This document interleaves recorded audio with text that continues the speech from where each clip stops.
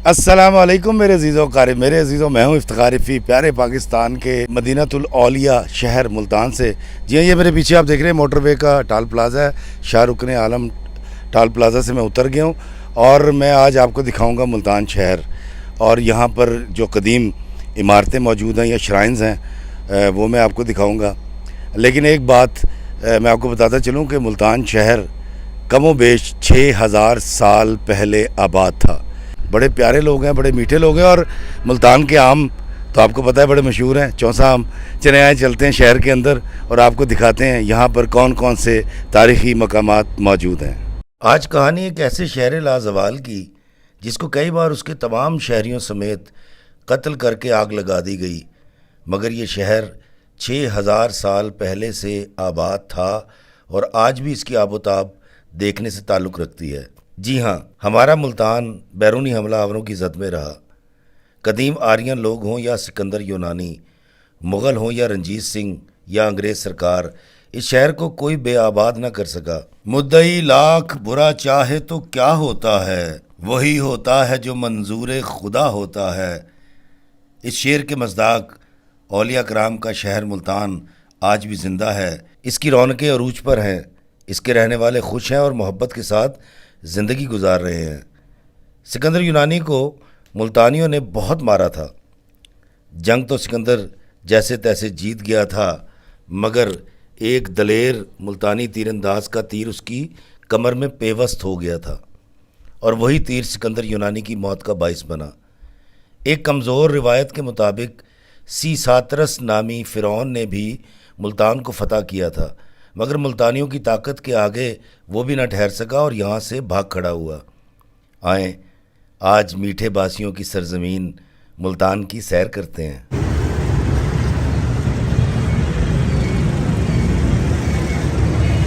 दोस्तों, इस वक्त मैं मौजूद हूँ मुल्तान शहर के खूनी बुर्ज के पास और ये मेरे पीछे आप देख रहे हैं ये शहर की फसील है और ये वक्त गुजरने के साथ नीची हो गई है, लेकिन कहा ही जाता है ये तकरीबन 50 से 60 फुट ज़मीन से बुलंद थी।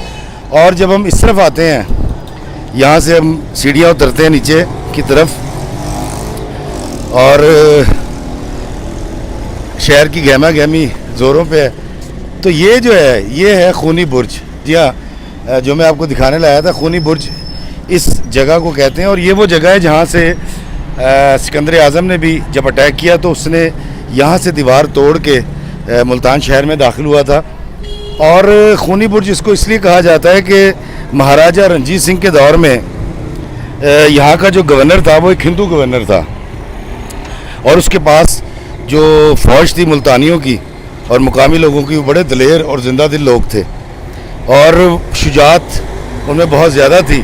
तो जब अंग्रेज़ सरकार ने यहाँ पर कब्ज़ा करना चाहा तो फिर उसने जब अटैक किया तो यहाँ पर घमसान की जंग हुई थी और कहा जाता है उस जंग के अंदर कमो बेश 50,000 दोनों तरफ से जो लोग थे वो मारे गए थे। और मेरे तरफ देखें, ये पीछे ये बाज़ार है यहाँ और ये वो जगह है जहाँ पर ये मैदान जंग था उस वक्त और वो जंग यहाँ लड़ी गई थी। और अब यहाँ घर हैं, दुकानें हैं, मार्केटें हैं और ये जो दीवार है ये दीवार है खूनी बुर्ज की। और ये भी कहा जाता है कि इसको खूनी बुर्ज इसलिए भी कहते हैं कि यहाँ पर लाशों के ढेर लग गए थे और एक मीनार सा बन गया था, एक बुर्ज सा बन गया था।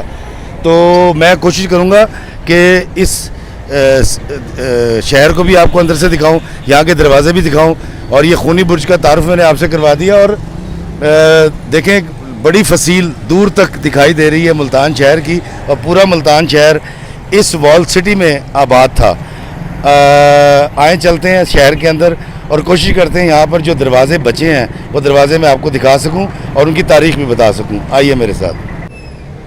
दोस्तों, ये आप देख रहे हैं ये फसील किला की फसील है, क्योंकि जो मुल्तान है ये किला के अंदर मौजूद था। और नीचे देखें गाड़ियाँ जा रही हैं, एक सड़क वो है और ये वक्त के साथ साथ सड़क ऊँची हो गई है और फसील अभी भी बहुत ऊँची है, तकरीबन 40 फुट बुलंद है। और अगर आप इस तरफ आएँ फसील के अंदर और ये देखें यहाँ पर एक रोड बना दिया गया जहाँ पर ट्रैफिक गुजरती है और ये शहर पूरा का पूरा एक किले में था और ये बहुत बड़ा किला है। इसका रेडियस जो है वो तकरीबन 8 से 10 किलोमीटर बनता है और यहाँ पर कदीम दरवाजे भी हैं। मैं कोशिश करूँगा कि मैं आपको दरवाजे भी दिखा सकूँ। और मैंने आपको दिखाया कि एक सड़क वो है और एक सड़क शहर के अंदर है, यानी इस वक्त शहर की जो फसील है उसके ऊपर एक सड़क बन चुकी है। ये इतनी चौड़ी दीवार थी, यही वजह थी कि मुल्तान को फतह करना जंगजुओं के लिए बहुत मुश्किल हुआ करता था। मेरे पीछे आप देख रहे हैं ये मुल्तान का दिल्ली दरवाज़ा है, दिल्ली दरवाज़ा। और इसका नाम दिल्ली दरवाज़ा इसलिए रखा गया है कि इस तरफ जब इससे बाहर निकले तो सामने जो रुख है वो वहाँ दिल्ली आबाद है, यानी दिल्ली इंडिया का। और बड़ा कदीम दरवाज़ा है ये, इसको रिकन्स्ट्रक्ट किया गया, ये अब उस हालत में नहीं है। मैंने आपको दिखाई किला की फसील, सड़क बन चुकी है। देखें मेरे सामने सड़क जा रही है और ये दिल्ली दरवाज़ा है। और मेरे पीछे अगर आप देखें तो शहर की अंदरून शहर की जो लुक है वो बिल्कुल वैसी है जैसे लाहौर के अंदरून शहर की है। और अगर इस तरफ आ जाएं तो यहाँ पर देखें ये बर्तन भी बिक रहे हैं और ये इस्तेमाल शुदा बर्तन है। इस तरफ देखें तो वो पुरानी बिल्डिंग्स दूर नज़र आ रही हैं, पुरानी इमारतें शहर की जो अभी कुछ बाकी हैं। और ये है मुल्तान का दिल्ली दरवाज़ा। हमलावर आते रहे, इसको गिराते रहे, लेकिन ये शहर ना किसी से मिट सका और आज भी जीता जागता है। यहाँ लोग रहते हैं और मुल्तान की 6000 साल पुरानी तारीख आज भी यहाँ पर जिंदा और जावेद है। आए चलते हैं इससे आगे। मैंने सोचा जब मुल्तान आए हैं तो आपको अंदरून शहर की जो है एक लुक भी दिखाएं। ये अंदरून शहर की एक लुक। और ये देखें ये सड़कें कितनी ऊंची हो चुकी हैं कि ये जो पुराना एक खिड़की है वो ज़मीन के बिल्कुल लेवल पर आ गई। और ये देखिए तंगो तारीख गलियां और ऊपर से आप देखें बड़ी अच्छी कंस्ट्रक्शन है हिंदुओं के दौर की और अंग्रेज़ों के दौर की। और इससे आगे अगर हम चलें तो ये शहरों की गलियां इसलिए छोटी रखी जाती थी कि अगर कोई हमला आवर आए तो फिर यहाँ गलियों में आकर उसकी फ़ौज फंस जाया करती थी। ऊपर से गर्म पानी, अंगारे और ईंटें और भाले और नेज़े और पत्थर मारने आसान होते थे। ये देखें इस तरह भी देखें छोटी छोटी गलियाँ। और मेरे पीछे इस तरह भी देखें तो छोटी छोटी गलियाँ। और वो देखें वो बच्चे वो टायर चला रहे हैं। ये देखें ये बचपन में मैं भी चलाया करता था टायर।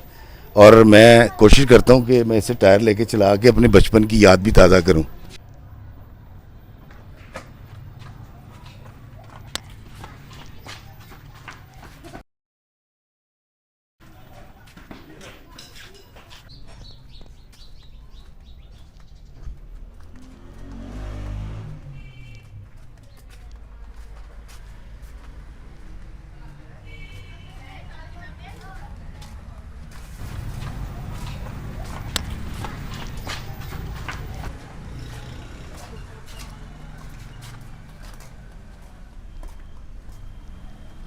मेरे पीछे आप देख रहे हैं ये दौलत गेट है।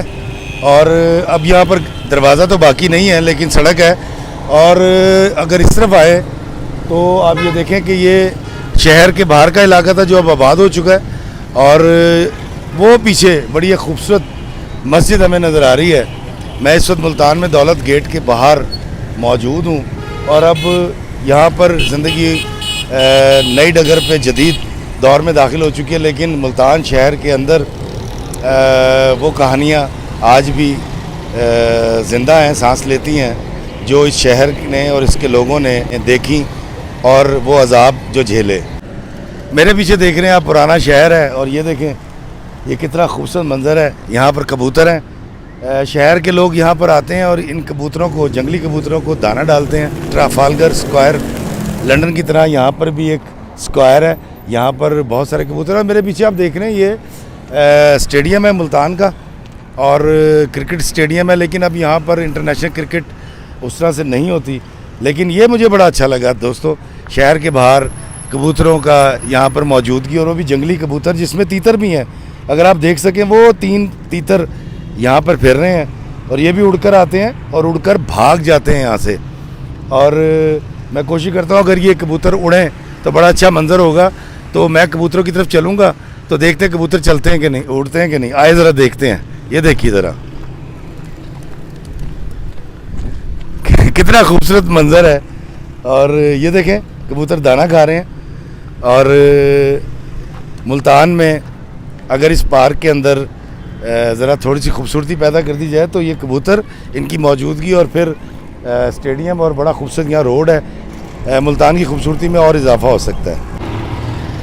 आप देखें कि आज भी शहर के अंदर कितनी खूबसूरत इमारतें बनी हुई हैं। मेरे पीछे जो आप इमारतें देख रहे हैं उसमें से एक इमारत के ऊपर सारा लकड़ी का काम है और उसके साथ पत्थर का काम किया गया है, उसमें नक्शो निगार बनाए गए हैं और सदियाँ, 1 या 2 सदियाँ गुजरने के बावजूद ये मकान वैसे के वैसे हैं, कायम है, इंटैक्ट हैं। तो मुल्तान की बड़ी खूबसूरती है और इस खूबसूरती को हमें प्रिजर्व करना है, बचाना है और इन पुराने मकानों को अगर हम रेनोवेट करें, इसकी तज़ीन व आराइश करें तो मुल्तान की खूबसूरती कायम रह सकती है। मेरे पीछे आप देख रहे हैं हज़रत बहाउद्दीन ज़िक्रिया रहमतुल्लाह अलैह का जो मज़ार अक़दस है।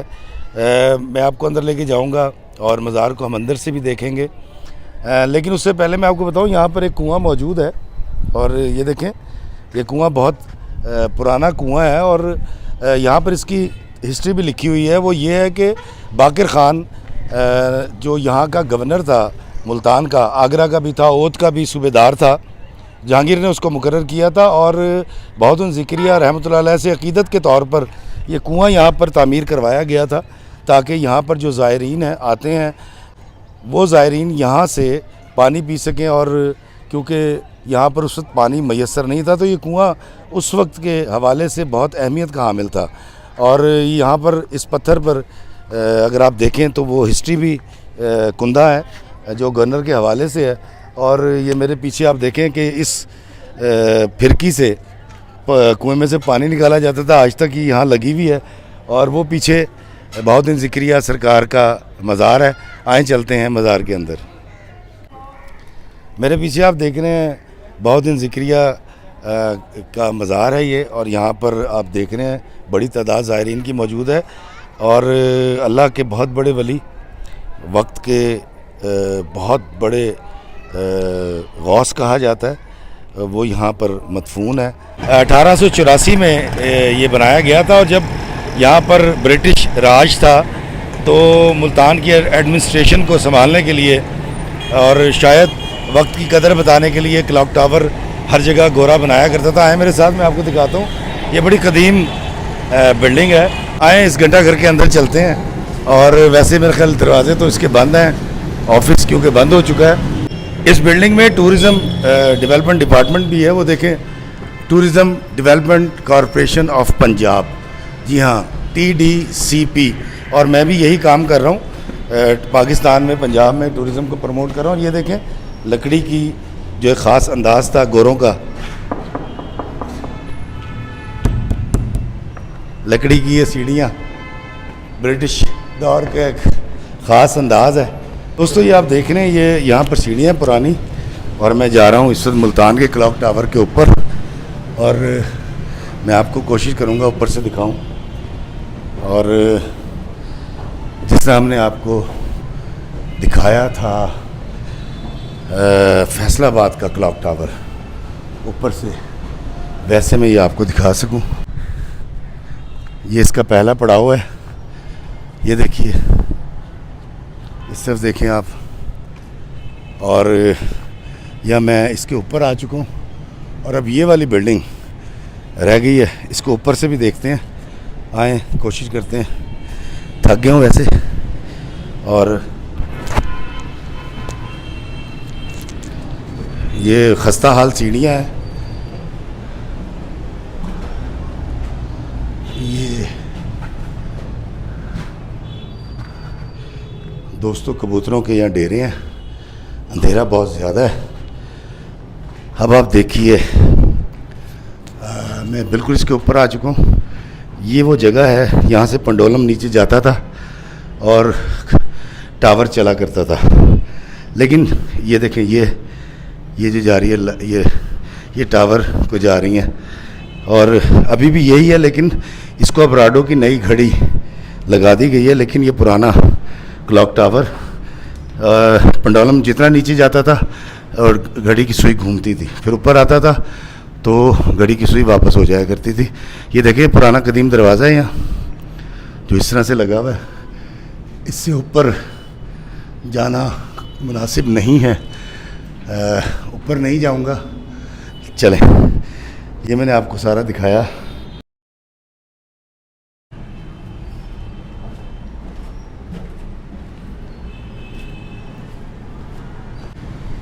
मैं इससे ऊपर खुद नहीं गया और मैंने इस घड़ी के चलने का सिस्टम भी आपको दिखाया, बावजूद अंधेरा शायद आपको सही तरह नज़र ना आया। और एक बुर्जी ये है, ये देखें, यहाँ पर हरकारे खड़े होते थे उसके गोरे के।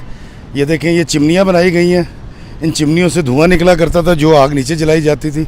और ये देखिए, और ये मेरे पीछे आप देख रहे हैं क्लॉक टावर जो 1884 में बना। मुल्तान के क्लॉक टावर के ऊपर से ऐसे सड़कें नज़र आती हैं और वो दरमियान में एक मस्जिद भी है, पाकिस्तान का झंडा भी लहरा रहा है सामने। और मेरे पीछे अगर आप वो देखें, वो सामने कासिम गेट है, कासिम बाग का दरवाज़ा शहर का, और उसके साथ ही आप देख सकते हैं श्राइन शाह रुकन आलम। मेरे पीछे आप देख रहे हैं कासिम गेट है और वो पीछे शाह रुकन आलम रहमतुल्लाह अलैह का जो मज़ार शरीफ है। और मैं आपको बताऊं, मुल्तान शहर सारा का सारा कला के अंदर हुआ करता था और ये रेडियस बहुत बड़ा था।